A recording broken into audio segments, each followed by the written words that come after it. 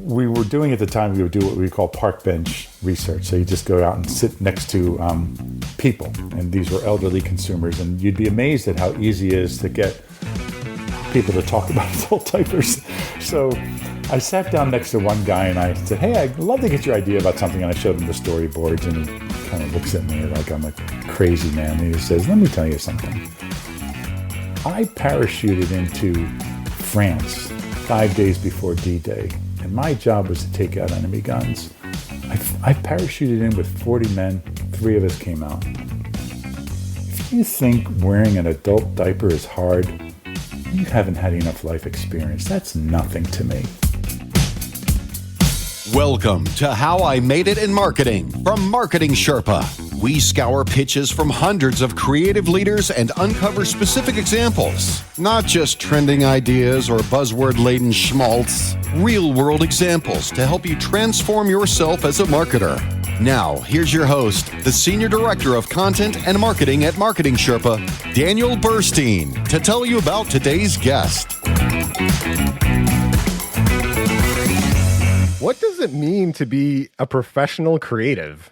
To get paid for your ideas? I know in my career, sometimes it has felt like staring into the abyss, not knowing where that next great idea will come from, just terrified. And really, one idea is not nearly enough. As today's guest is going to share, you must force yourself to push through the easy ideas, those obvious ones that anyone can think of if you're going to be a professional creative. You need 99 problem ideas you can throw out to get to that one real nugget of gold. He's also going to share stories from what he's made in a very illustrious marketing career with lessons like there is someone to delight at the other end of every ad, and create a form of advertising that is at once a gift to the consumer and a doorway to the universe of possibility. Plus, he's going to tell us what he's learned from all the people he's collaborated with in his career. Joining us now is Joe McCambly, the Chief Marketing Officer at Saatva. Thanks for joining me, Joe.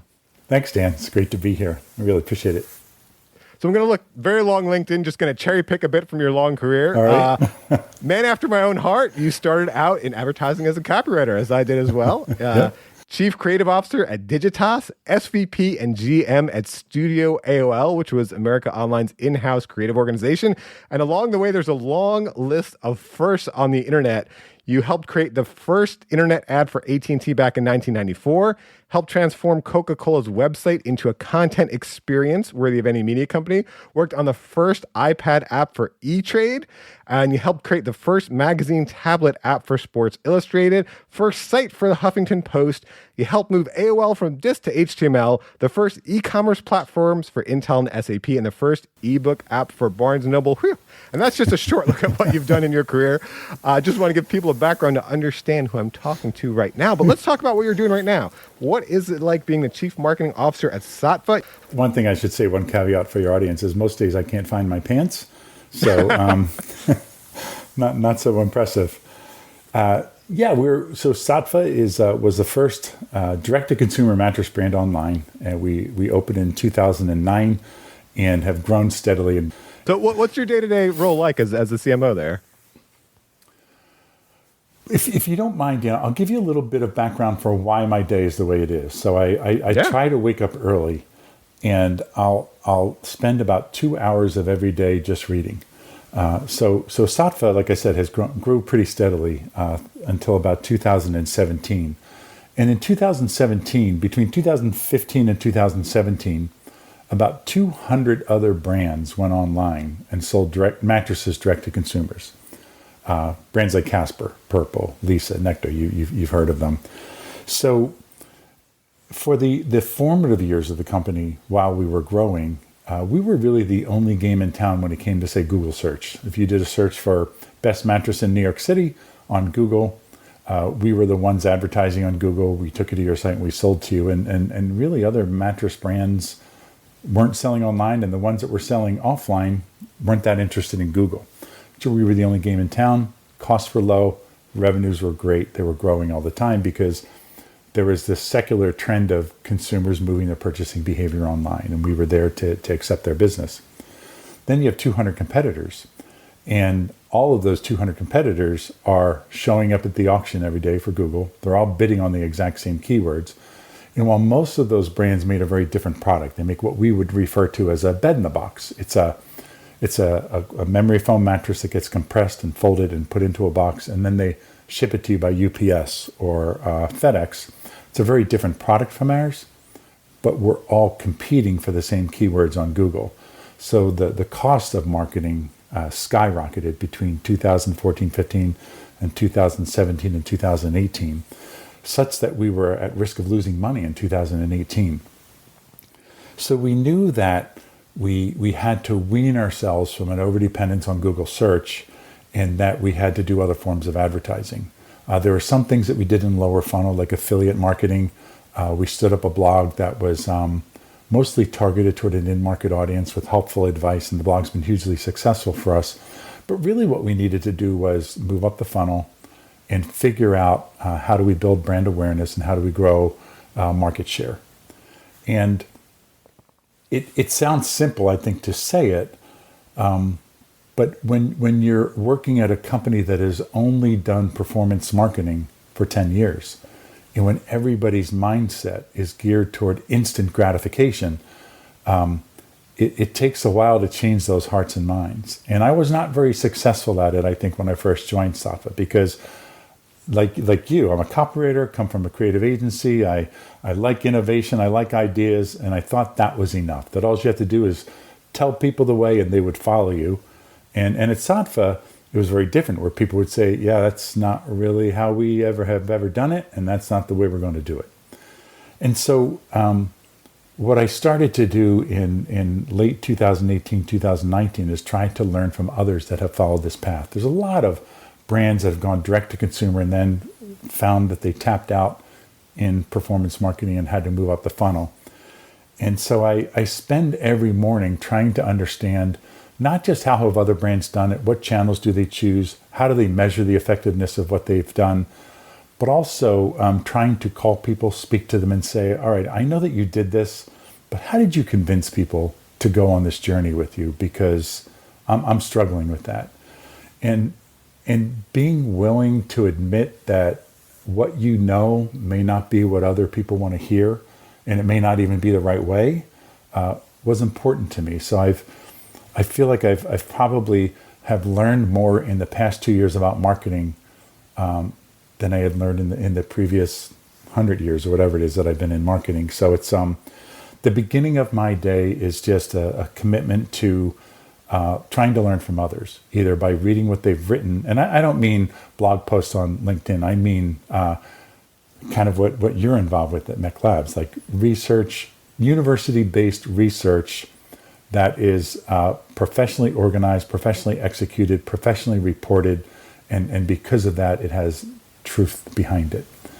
So I didn't want to follow conventional wisdom that I might find on LinkedIn, say, because I brought a lot of conventional wisdom to Sattva and it wasn't working for me. So what I wanted to do was try to understand what was unconventional to me, what wasn't second nature to me, and see if I could change. And maybe if I could change and learn how I change, I could help others change.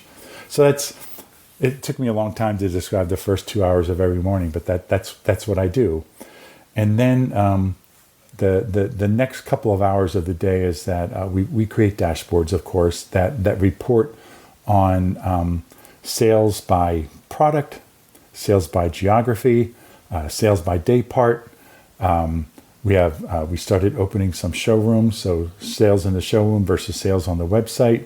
What channels are producing sales for us at different times of the day and different parts of the day.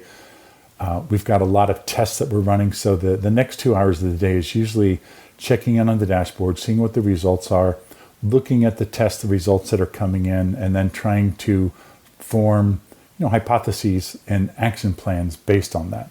And I don't want to create the impression that every day we're changing what we're doing. It's like, okay, we chose this path 2 months ago.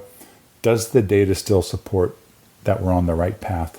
Can I confidently tell leadership, yeah, we're doing well, don't relax for today. And then I have a number of direct reports that I work very closely with. So I have a head of creative, a head of performance marketing, a head of content and communications, a head of analytics, and a head of project management.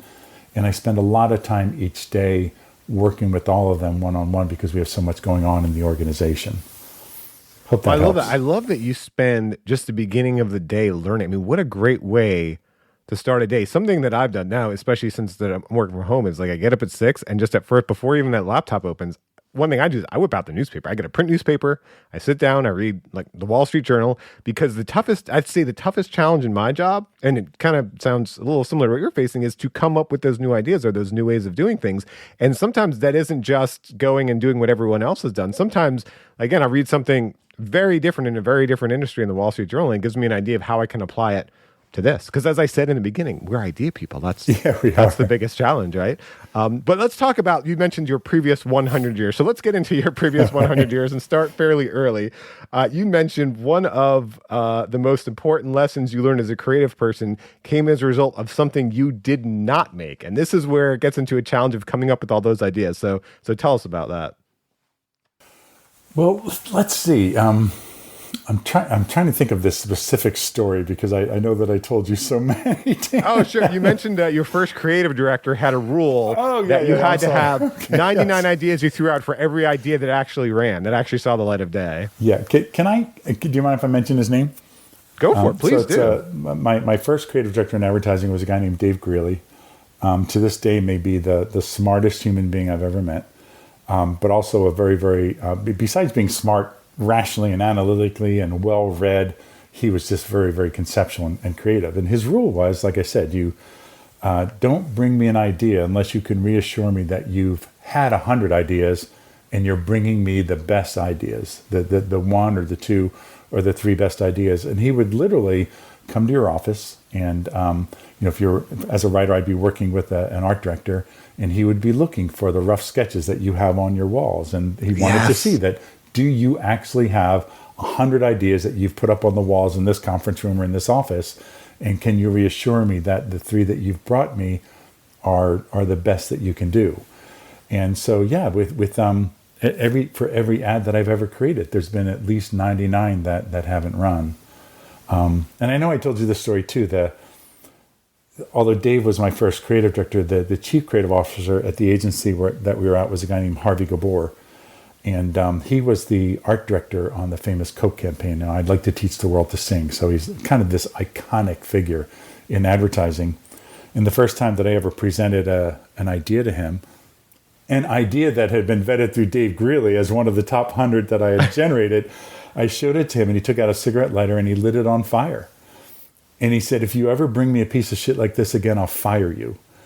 And it just kind of instilled the fear of God in me. He was kind of a God to me, that, you just have to make sure that if you're going to show him something, it's new, it's innovative, it's creative, it's well written, well crafted, and perfected before you bring it to him. And that means you throw a lot away. Yeah, and it's thought out, and to really think it out and to vet it, you've got to go down all these other routes that don't work out. And I mean, that is one thing. It's funny you mentioned that memory. That's one of my favorite memories from early in my career of being a professional creative. Me and my art director, and just our walls filled with, we used to call them marker comps, right? We wouldn't do stuff. It didn't get to the computer until way later, if it was, and that was just for production that was going to run in a print ad or something like that. Yeah. And so we just had out the big pad, the marker comps, sitting around in my art director's office, throwing around ideas. And just, by the time we present something, our walls had been littered with different ideas that just didn't work out. And so I really, if there's anyone young listening, they're really starting out in the industry, I really encourage them. It's not just you sit down, you have an idea, and boom, there you go. It's instantly the ad or the blog post or whatever. Right. Yeah. It is the grueling hard work of all of those ideas that don't see the light of day. And then the other thing that, and hear your opinion on this, the other thing is sometimes you pitch the different ideas when you actually get to the client. Sure, you get past the creative director, the AE, and sometimes they pick the wrong idea. They pick the worst idea because you got to ultimately sell the client on it. So how is your experience now? I'm curious, on the other side, the decision maker, the CMO, the brand, the client, how's your experience now reviewing creative work? Oh, wow. Well, you probably remember this. As you go through ideas, you have a lot of art director partners and you're working on a lot of campaigns. Inevitably, with every campaign, one of the concepts, if you're developing a bunch of concepts, is we created this product for only one person, you. Like there's probably 10 campaigns you can think of that are boilerplate, that at the time you think of them, you just think, oh my gosh, people are going to read that and they're going to think, we care about them. That's a great line, you. And then you see something like that on TV and you think, yeah, they didn't have a creative director that threw that idea out because it's bullshit. Nobody really believes it. So as a creative director now, well, a couple things. My partner at an agency that I ran called The Wonder Factory, and my partner was David Link. And he was the first one who said to me, and I thought this was important, it shaped my career. He would say, why would we ever show something we don't want to produce? And so at that agency, we would only show one idea. Like we would get as many concepts as we could, and we would go in the room and we'd have one idea. And inevitably a client would say, well, were there other ideas that you developed that maybe were a little bit better than this? And the answer was always, we wouldn't be here with this idea if we thought there were better ideas. Oh, And that's beautiful. it worked amazingly well. You know, when I describe it now, I think, boy, it even scares me to this day, but it worked really well. You know, when I worked with A's, there's a formula. There's 2 safes and a daring. So if I wanted to have something daring in there, I'd have to give them 2 safes. We'd have to present the 2 safe ideas first, and then like, okay, now you can really air it out and see where you can push it. Just, you know, because in case the client thought you pushed it too far, well, you had something you knew they'd be okay with. So I love that. Well, let's rewind way earlier into your career. And we talk about, actually, no. I want to talk about when you actually saw the ad see the light of day. This is a beautiful experience because I don't think I've had this experience very often, to see my work physically get seen by someone. That's actually something I like about the digital era. With social and a lot of these things, you can kind of almost see someone reacting to what you created. But you actually saw, you were on Boston subway and you saw someone actually react to one of your ads. Tell me about that. Sure. I was asked to do a full-page newspaper ad for Boston Edison, which was the electric company in Boston. And, you know, it was one of those projects, you know, in every agency, there's like the project that nobody really wants to work on. And this was one of those projects. And so the ad that I created with my partner was, you know, Rudolph, of course, and his nose was lit up. And as a joke, we had his butt plugged into a wall because it's the electric company, right? And it was a little bit tongue-in-cheek, but God loved the client. It was approved.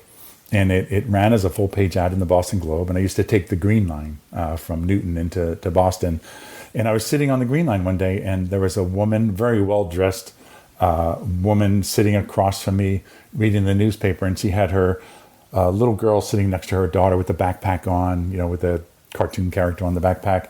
And at one point, the daughter, you know, patted her mother's arm and pointed at the paper, and the mother smiled and ripped the page out of the paper and gave it to her daughter, and it was the Rudolph ad, the Boston Edison ad. And just to see how the little girl's face had lit up, and how the mother kept glancing down at her daughter and how happy her daughter was, it was the first experience I ever had where I thought, you know, yeah, it's a Christmas ad, or it's a, you know, the reindeer's butt is plugged into a wall. But it delighted another human being. And from that point on, I'm not going to say that every ad I've ever done has delighted another human being, but every ad I've ever done, or everything I've ever done since then, held the possibility of bringing joy to somebody. And to know that you can bring that kind of joy to another person, it's a special. We get to do that. And most people in life, accountants, whatever, don't get to do that, right? I love that. And you say the lesson is there's someone to delight at the end of every other ad, at the end of every ad. And the reason I love that, 'cause you were mentioning earlier, you go in every day, you're looking at that dashboard, right? And the challenge, I think, of us marketers today is that data obscures the humanity of the people on the other end. So I had not as good of an experience. I wish I had that experience early in my career, but it's somewhat similar. I was given the total dog project, which was there's a real estate newspaper. And in that real estate newspaper, every, big new home development, they have some sort of spiff campaign for realtors where if they sell one house, they get $1,000. If they sell 3, they get $5,000, whatever it is. Yes. And every ad, you go through that newspaper, it's the same thing. It's a big wad of money being held up, and it's like, we're going to pay you all this money. And so, we said it's a dog no one wanted to work up. I sat back and I thought, I'd bought in a house recently before that. Like, what's it like to be a real estate agent? And so the ad that we were able to run, which was usually popular, was a thank you ad. it didn't just show a bunch of money. It said, thank you. It said, like, thank you for missing dinner with your family, to hold the hands of the first time home buyers I saw their home. Thank you for, running out in the morning before you could put your makeup on, to meet the inspector at the house to make sure everything was fine, and all this stuff. And then, of course, it said, and to thank you, we're going to give you $1,000 for one house, $3,000 for whatever.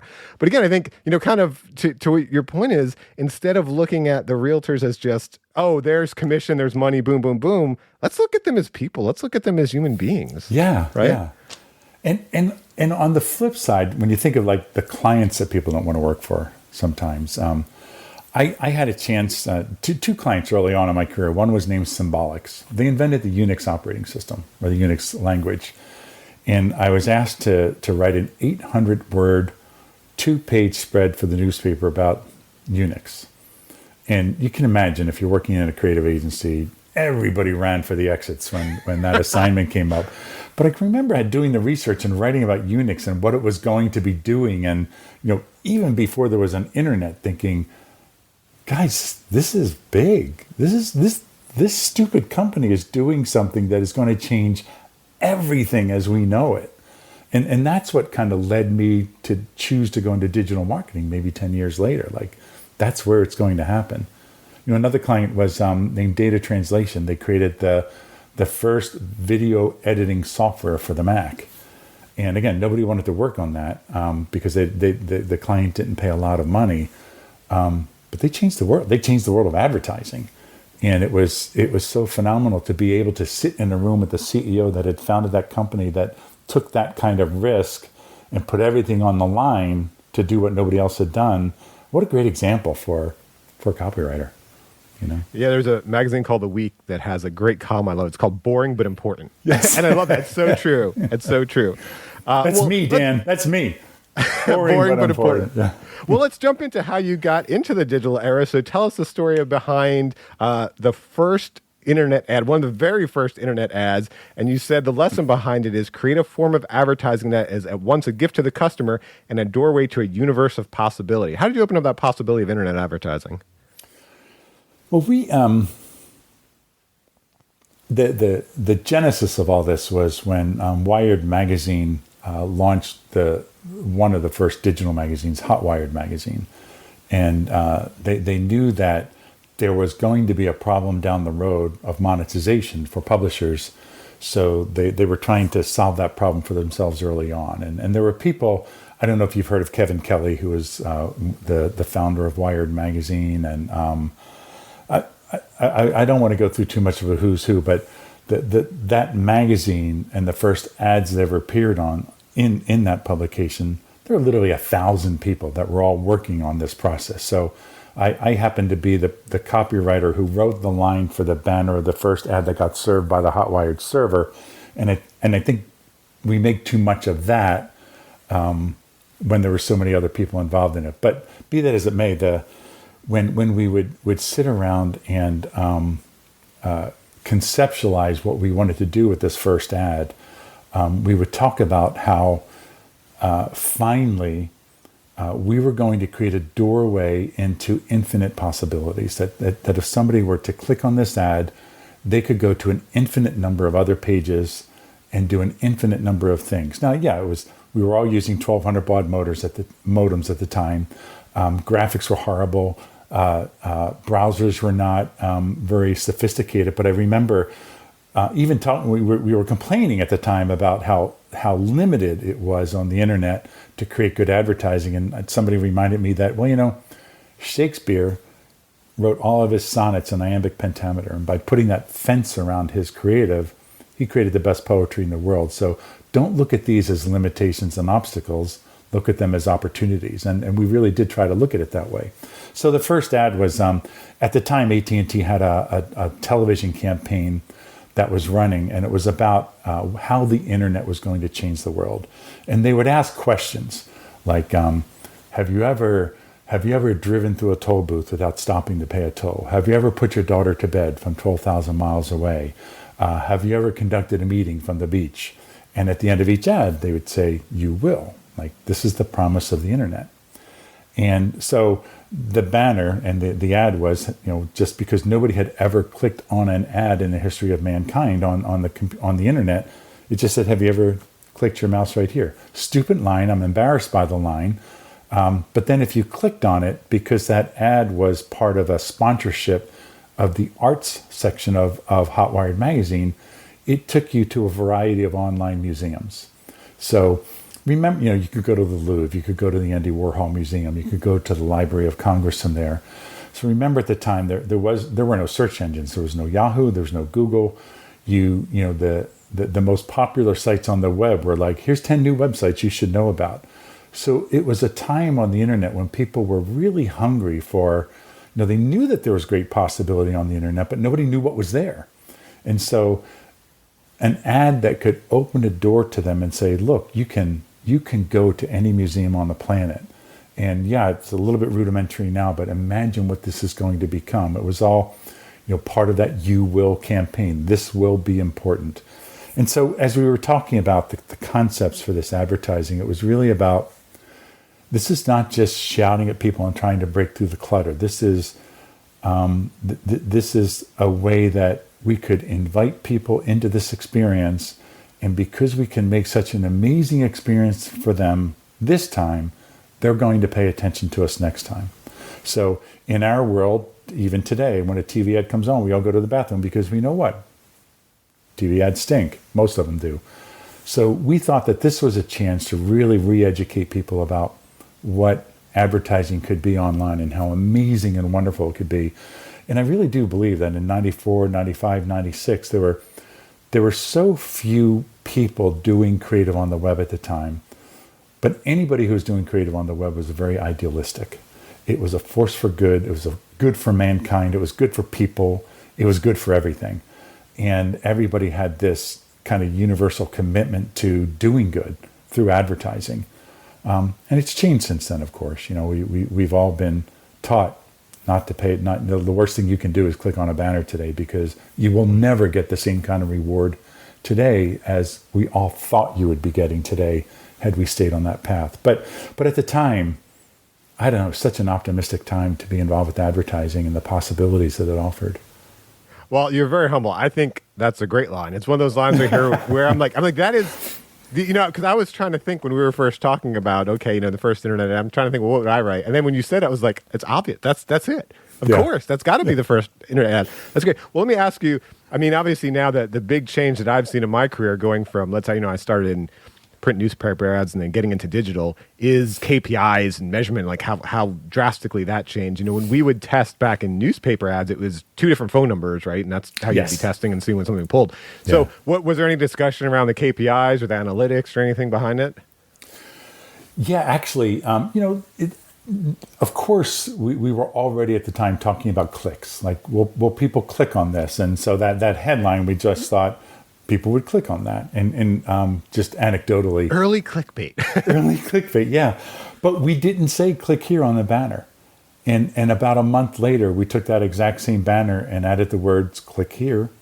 And it doubled the click-through rate. I think it doubled the click-through. It was amazing. At one point, the banner generated about a 44% click-through rate. So imagine getting that kind of a click-through rate today on anything, or that kind of engagement. So we weren't using words like engagement and click-through rate. We were talking about clicks, but we weren't really using the language of KPIs. We were talking about the person and the experience and how effing awesome it was going to be for them if they clicked on that ad. And it was really about, our biggest KPI was awesomeness and wonderfulness. And could we deliver this promise of the medium to consumers in some way that would not just be good for the advertiser. So of course, somebody clicks on an AT&T banner, it's good for AT&T, but AT&T's commitment when they hired us to do the advertising, they said, we're spending hundreds of millions on this campaign that tells people that the internet is going to fundamentally change their life. Our internet advertising should fundamentally change their relationship to a brand. And so that's what we were talking about. How do we do better than any other creative team or advertisers that have ever been out there? And I think if you were to talk to every creative team that was involved with the launch of Hotwired, they were all talking the same language in their rooms wherever they were doing their conceptualization. I mean, that's a great lesson today. Obviously, banner ads are nothing new, but there's something new. There's the metaverse, and there's whatever, there's going to be something new next year and next decade. And I think that's something great to learn from, that don't just look at how can you squeeze every, cent or sale or lead out of it, but how can you delight? And so it reminds me of this great quote from Howard Gossage, advertising luminary. Used to be up in one of my art director's offices. We tried to live by it, failed, but tried to live by it. He said, "People don't read ads. They read what interests them. Sometimes it's an ad." And I think it's kind of getting to that understanding of, because back in the day, now, with content inbound, some things has changed. Back in the day, like, we had a media budget. We could get in front of people. So we kind of felt, and by we, I mean, brands, marketers, kind of felt this, I don't know, like we had the right to just do whatever we wanted with that media budget. And I think something that I've seen change now that I like a lot is, I think the customer and their attention, their engagement has kind of risen, where they have a lot more power in this situation. And what hopefully that drives is that we need to do, like we were talking about content earlier, we need to do the things that engage them. We can't just feel like, oh, we get to interrupt 30 seconds of their time. We can do whatever we want, right? Yeah, yeah.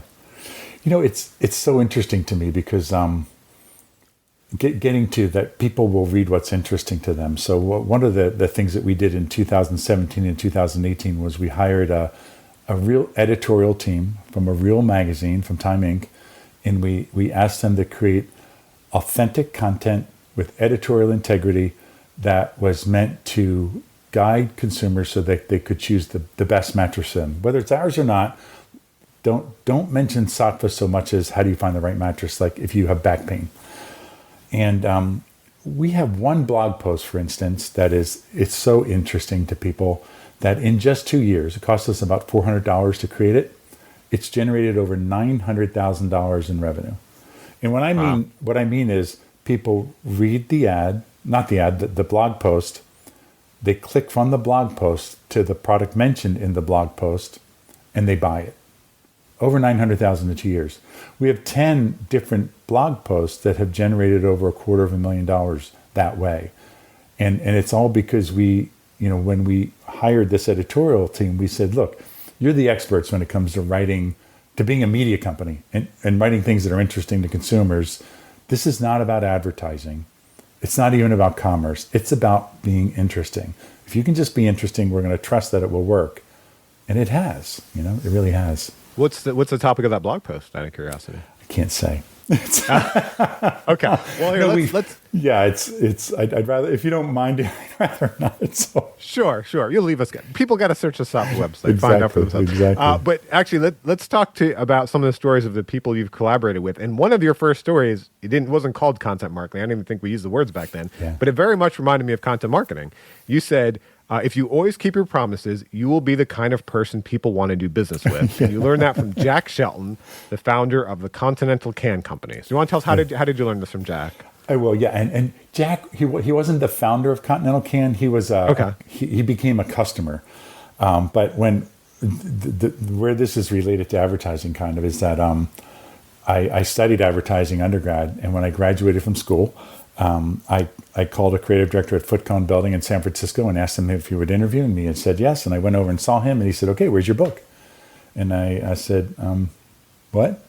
Like, throughout my college education, where I studied advertising, nobody said, "Oh, if you want to be a writer, you should have a portfolio." So my career hit the rocks right away, and I got a job with the Continental Can Company, and working in the Pacific Northwest, selling paint cans, mostly to the paint industry. And Jack Shelton was a distributor of cans, and he was about 80 years old, like everybody in the Pacific Northwest working in the paint industry. And I would call on him every Friday because he was kind of on my way home. And he was a nice guy, and I would like to sit by his desk, and I might bring a paint can with a rose bush planted in it for his assistant, and I would bring interesting newspaper articles about, welded cans versus lead soldered cans. And I tried to be an interesting salesperson to engage him. And on about my 10th visit to his office, and his office was like a 40-foot wide, but a long hallway, and it probably had about 50 to 60 people that were all working there, typing in their IBM Selectrix. And so I walked this gauntlet, go down the hallway, and I'm about to leave. And as I put my hand on the doorknob, He says, Joe. And the whole office goes quiet. He says, Joe. And I turn around and yeah, Jack. I said, when the hell are you going to ask me for a sale? And I said, Jack, will you buy a truckload of cans from me? And right away, everybody stood up and started clapping. And desk drawers opened. And there were people that had buckets of ice with champagne bottles on them.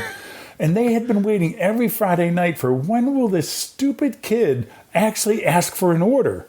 And to make a very long story short, it's or longer, it just taught me that, if you're in sales, you have to ask for the sale. If you're in advertising, you have to ask for the sale. But because I had shown up regularly to him, because I had tried to be interesting to him, because I had tried to help him, I think I became the kind of person that he wanted to buy from. And that's what he told me. It's not just about asking for the order. It's about first becoming the kind of person that people would be eager to buy from and then asking for the order. You can ask for the order too soon. So some people will say, always ask for the order in the first meeting. And it's probably a good idea in most cases. But I don't think it hurts to gain the person's trust, treat them like a human being, try to help them, and then good things will come after that. And that was a huge lesson for me that kind of guided so much of what I believe about in advertising today. Well, yeah, and when I heard that story, what it got me thinking of too is not just direct person-to-person sales, but everything really we're doing in the internet and digital marketing is just some sort of fake replication of those person-to-person relationships. Yeah. And what you were doing to me sounded a lot like content marketing. Like you were showing up, you were delivering value, yes, right? Yeah, trying, yeah. Right? So we create, like, for example, creating content, like, when I create content, I think a mistake I made was I always try to create it for me. Like, so when I would do marketing things, it always had to be the most advanced thing because that's what I was interested in. And I learned that by accident. I think I just did a marketing 101 poster. I think we had new hires do these marketing 101 posts. We do like marketing 101, what is baking in, marketing 101, what are microsites, these very basic things. And what I didn't realize is we were just helping people and it was really popular. And then that kind of guides them along on that journey. And so I think that's a great in-person lesson of probably what you're doing in Sattva now is you're just helping people. And then over time they see them like, you know what? I want to buy a mattress from these guys. They seem to know what they're talking about, right? Yeah, Let's talk about your next lesson. Focus makes an ad great. You learned this from Steve Cosmopoulos, the co-founder of Hill Holiday Connors Cosmopoulos. It's a great story. How'd you learn this from? So when I was, I got to the point where I'd been working sales jobs and I kept telling my wife that I wanted to get in advertising. And finally she said, you have to shut up and just get a job in advertising. So she gave me the license to quit my job, and I spent literally the next 9 months, every day, my 8-hour-a-day job was writing pretend ads and putting together a portfolio and taking it to different creative directors around Boston to get their evaluation. And early after I'd finished one of my first versions of the portfolio, I called up Steve Cosmopoulos, back in the day when you used to call people. And he would be willing to see you. He would see almost anybody, as long as you were willing to show up between 5 and 5:30 in the morning. Like I guess that's when he does his research, right? And so his office, he wasn't at Hill Holiday at the time. He had another agency, Cosmopoulos Crowley Daily. And he was on Boylston Street in Boston. So I showed up at about 5 in the morning. You ring the bell. It's dark. It's snowy. It was in February. And he lets you up into his office and he sits there. And for about 10 minutes, he's going through my book. It's very quiet. And he's got his head in his hand. And he eventually closes the book and he says, "Your book is awful." Which isn't really what I wanted to hear. And I didn't know what to say to that. And he said, "Let me show you why." And so he goes across his office and he pulls up from the floor. He has this piece of plywood. And sticking through the plywood is about 40 nails. And he lays it down so that the nails are facing up off of his desk. And then he's got another piece of plywood that's just flat plywood, and he raises it over his head. I thought he was going to hit me with it, and he smashes it down on the nails. And then none of the nails doesn't stick because there's so many nails. And he holds the board in my face, and he says, see, nothing penetrated. There's too many points to penetrate. And then he sweeps the bed of nails onto the floor, and he replaces it with another board that has one like railroad spike sticking up through the middle. And then he takes the same piece of plain plywood and he crashes it down on the railroad spike. and the spike penetrates the board, and he says, see, if you only make one point, that's what the consumer can handle. That's what they can remember. You need to be focused. And then he went back through my portfolio and he showed me how in so many of my ads, I was just like loading them up with benefits that people should pay attention to. And so now, in this point in my career, I over-index when I coach young people on our creative team. It's like I prefer that we make 1 point per ad, and it's hard. It's hard to resist the temptation to load it up because you feel like you only have this one opportunity with the consumer. But like I learned from Jack Shelton when I kept visiting him 10 times every Friday night, you get multiple hits at multiple swings at the ball in advertising. And you've got to trust that if you create one good ad with one good point, and then another good ad with another good point, another good ad with another good point, that eventually you penetrate and you help the consumer. Yeah, I've definitely seen that in paid media where you work on an ad, they'd have a certain amount of space and the client would just want to, no white space. They want to fill it all up. They paid for the thing. They want to fill it all up. But, digitally, I've found that's true too. Like with content marketing, I remember I was writing up, we write obviously a series of blog posts. I was writing one day and I just realized, and I called it, the world doesn't need another blog post. Like why even create another piece of content? It doesn't, why does it need to be created? And then you have to figure out the reason why it needs to exist. And really when it comes to advertising or content, I think there's only two things in the world, right? The customer has a pain or they have a goal. Right. And you just need to figure out what is the pain or the goal, and then how can your product serve them? And to your point, make that 1 point, and if you can make that 1 point, like if you're trying to make 10 points, forget it. If you can make that 1 point, that is a win. That is hard. That is difficult. And as you said, you've got that positive brand experience, and maybe like with your story with Jack, 10 times down the road, they'll finally say like, okay, I want to buy from them. I want to buy from them already. Right. Yeah. So. But Dan, I think you brought up another important point that would be important for creative people to realize. You write a blog, and you're right. Who needs one more blog? But I'll bet that the process of your writing a blog as regularly as you do forces you to have a point of view, forces you to defend your point of view, and keeps you aware of what's important to you. And what's better for a creative person today than to understand what their point of view is and to be able to defend their point of view, whether you publish the blog or not. Having that kind of a writing habit and is a great way to figure out who you are, what you believe, and what you stand for. So I love that I love that you say that, because I often get asked, but like, okay, especially content marketers, copywriters, how can, I don't have an idea. What can I create about? What can I create about? And I always just say, just sit down and write. Yeah. Because I know for me, like you said, that's how I figure things out. So we've got the topic, whatever, start writing it. Then you figure it out, because when you're writing it specifically for someone, not just writing down generally and trying to having to make a case like you do in a blog post, you can't just write about something in general, not for a commercial blog post, right? Yeah. You have to make that case to someone, and then you help figure it out in your own mind. What is the point of view? But also, what is the value to them? Right? What is the value to them of whatever topic we're going to talk about, or this product, or whatever it is? So I love that you say that. Yeah, I mean, if you're struggling right now, even with something unrelated, right? Yeah. If you're struggling with, what is the overall value proposition of your company? Well, here's a great one. I've come across recently. Hiring has been a major challenge. Yeah. Right? Why should someone work for your company? And if you just have that general post of like, okay, you need 5 years of Google Analytics experience as an MBA or whatever, I don't know if you're going to win in the marketplace, but if you sit down and you write that job description, or you write that, I love those job descriptions, and we've written them, they've always had a point of view of, okay, here's what we're about, and here's who we're looking for, someone about this. And if you're that type of person, let us know. Yeah. I hope you don't mind. I'm going to interject a quick story because it's related to what you were saying about. Please do, like not knowing what to write. I worked on a campaign a few years ago for a brand of adult diapers. And we came up with this idea. And as I was presenting the creative to the client, I tried to paint this picture. And like, imagine you're a woman and you're 54 years old and you're sitting on the edge of your bed and you've got a light on your bedside table, and it's it's a 40-watt bulb. It's not very bright, and sitting next to you on your bed is this package of adult diapers, and you're about to put one on for the very first time in your life, and you know that for the rest of your life, these diapers are going to be a part of your life. And think about how that makes you feel about yourself. So we have this story, and I swear to God, there was one woman at the table who was crying after we did this setup and we showed the ads, and they were very, very well received because of the setup. And at one point, the CEO said, well, would you mind? Could we just run these by some consumers? And so we said, sure, we can do that. I'm sorry, I coughed. I hope that didn't come through. Sorry, no, you Dan. did it very well. Okay, good.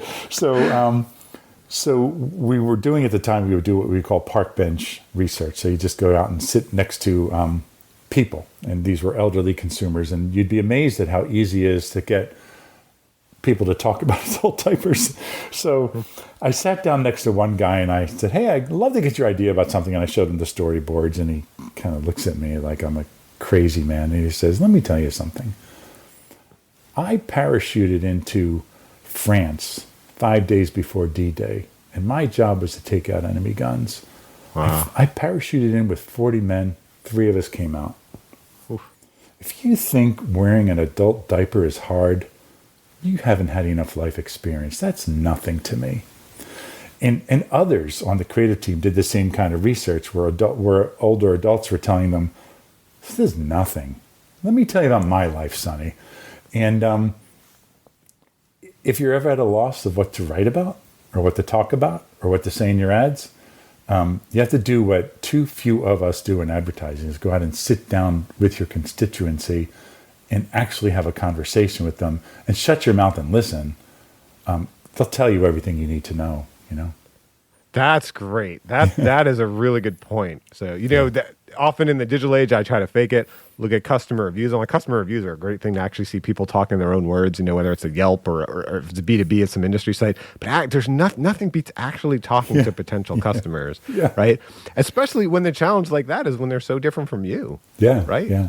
That old guy that had parachuted into France, as he was walking away from the bench, he turned around and he said, I'll bet I could kick your ass today. And I wrote an ad with that line in it that didn't get approved, but I just thought that was gold. That is gold, yes. Yeah, I wear a diaper, really, but I can kick your ass. I don't think any copywriter, me included, can write a better line than a customer can write themselves just in their natural words when they're not trying. And that's where that research really helps. I've always felt that writing is 80% research. Yeah. It's 80% knowing what to say. It's 20%, crafting it and saying it well, but 80% is just knowing what to say. And talking to customers is a great way. And, now we have other tools, A/B testing and analytics and all these other things, but really just kind of getting into what the heck are we going to say here? Yeah. It's beautiful. Yeah. All right, but the downside, that was a great story. The downside is I had a perfect segue, Joe. I had the perfect segue of saying, okay, writing your job descriptions to get the right people onto your team, because hiring is so difficult now, because your last lesson is if you want to create and innovate, you should surround yourself with creative and innovative people. So that's why hiring is so critical right now, right? Also, if you're out there looking right now, choosing who you work with. So I want to read out just a quick murderer's row of people you've worked with. Okay. Ashley Brown right now is founder and CEO of Astro Pet Health, worked with Ashley at Coca-Cola. Nick Utton, marketing advisor of Market Access when Nick was at E-Trade. Bill Clausen, EVP of Business Relations at Prelude Software when Bill was at AT&T. And Terry McDonald, founder of McDonald Company when Terry was at Sports Illustrated. So holistically, as you said, what have you learned by surrounding yourself with these right type of people? Well, I'll use an example. So Terry McDonald was a client of ours when I was at a company that I ran with a partner, David Link, called The Wonder Factory. And we would... Great name for an agency, by the way. Oh, when you said that Wonder Factory, I love that. Thank you. It's not McCambly and Donald and this and this and this. The Wonder Factory is beautiful. Exactly. So we would, took an example from Google, and we would give our employees the opportunity to spend 20% of their time doing innovative things that were interesting to them. And at the time, it was around 2009, going into 2010. The iPhone had been out for a while, and there were rumors that Apple might launch a bigger device at some point. And a couple of members of our creative team put together a prototype. It was animated in Keynote. It was phenomenal. Of if Apple did launch a bigger device, what would a magazine like Sports Illustrated be like? What if you could use an infinite number of photos and an infinite number of videos and connect to anything through this portal, kind of like that first ad? And they put it together, and we loved it. We didn't really have a place for it, though, because there was no device like that. And one day we got a call, my partner did, from Terry when he was at Sports Illustrated, Terry McDonald. And he, because David and I had both worked at AOL at one time, and AOL had a close relationship with Time Inc. We were kind of like cousins with Terry, if you will.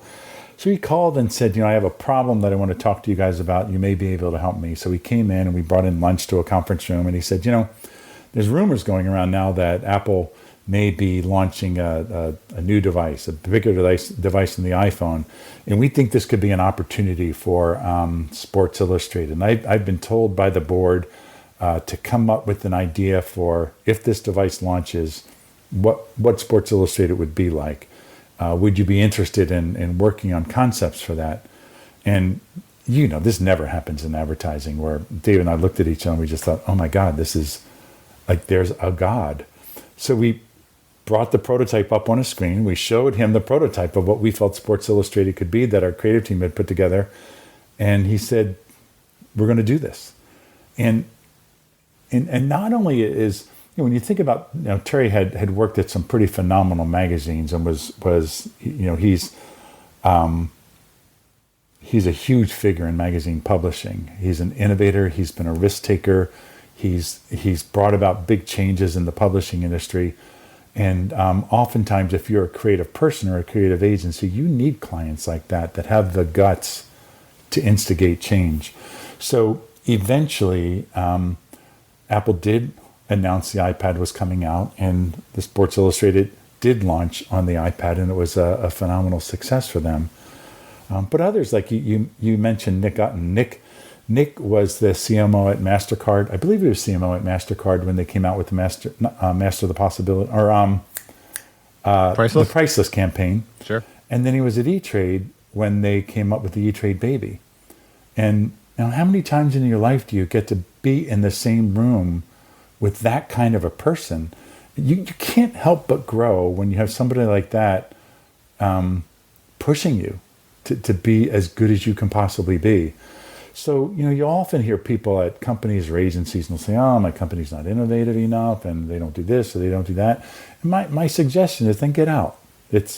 Don't waste your time working at a place or with people that don't embrace the kind of change that you're trying to create in your world. Life's too short. And the more you can expose yourself to people that are smarter than you, more experienced than you, the more you can shut up and listen to them and learn from them, the better off you'll be. And pay them back by trying to be equal to them. Not by trying to be smarter than them, but trying to reward them for giving you that opportunity to be in the same room with them.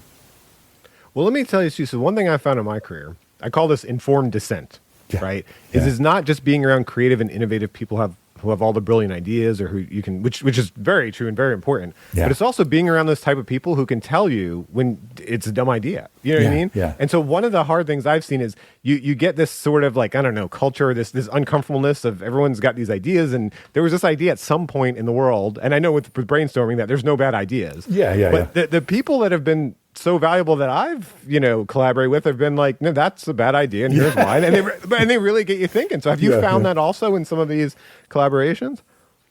Oh, absolutely. I mean that is the worst myth to hit creativity in the history of mankind. That thought that there is no such thing as a bad idea. I'm glad you say that. I'm glad you say that. Yeah, that is the biggest crock of crap. But it's I think it's. But when you're going through the process of developing, say, 100 ideas, you have to keep in mind that on some level, quantity is important, because you've got to get through the obvious to get to the unobvious. So it's okay to embrace all ideas as being good until you're ready to embrace the thought that all ideas aren't good. And there's one that I'm going to hold on to. Do you know? So, yeah, absolutely, there are bad ideas. But bad ideas are part of the process of getting to a really good idea, I think. Well put. Yeah, well put. You. Well, there's some great stories. Thank you for taking us all through that. But let's give something to the audience. Let's leave them with this one answer to this one essential question that we really all need to know. What are the key qualities of an effective marketer? Humility. That number one, humility. if you're in marketing today, or if you've been in marketing for the past 20 years, it's a hockey stick in change, and changes in technology, and changes in people's awareness and their ability to get information, and the ability to get what you want at a moment's notice. I mean, things are just changing like that. And what you learned a year ago isn't relevant anymore, or it may be relevant, but you have to be open to the possibility that your experience and things that you did in the past are less important than the process of embracing what's new and being open to new people and new ideas. Probably my biggest pet peeve, and I know that I'm guilty of doing this, I'm trying to cure myself, but when people say to me, well, I used to work here and we did that, and this is what I learned. And of course you did, and of course that's your truth, but it may not be true today. Be open to the idea that the ideas that you held dear a year ago aren't as relevant as they used to be, and embrace something new. And that means I can't say enough, shut up and listen. I think that, and I know that my team is probably going to hear this podcast, and they're going to say, "You have ever shut up and listened?" Yeah, right. Now they can hold you to it. Right, but it's an aspiration. Let's put it that way. So, well, that's a great way to put it. It's an aspiration. I hope you don't mind my saying, but in my experience with Joe, he has lived that humility. In fact, we were talking off there. He was saying, should I be doing this podcast? And I'm still learning. Am I the right guy? But as we talked about, we learned Joe's truths today, and I hope it was helpful to you. I know it was helpful to me. So thanks for joining us. Are you saying thank you to me? I'm thanking you, Joe. Thank you for joining us. Yes. We didn't rehearse the outro. No. Not really. No, Dan. Thank you for having me. I hope my children take your example and listen to me. That's great. Well, and now I will also thank our entire audience for listening. Thank you for giving us some of your time. I know you're all busy marketers. Goodbye.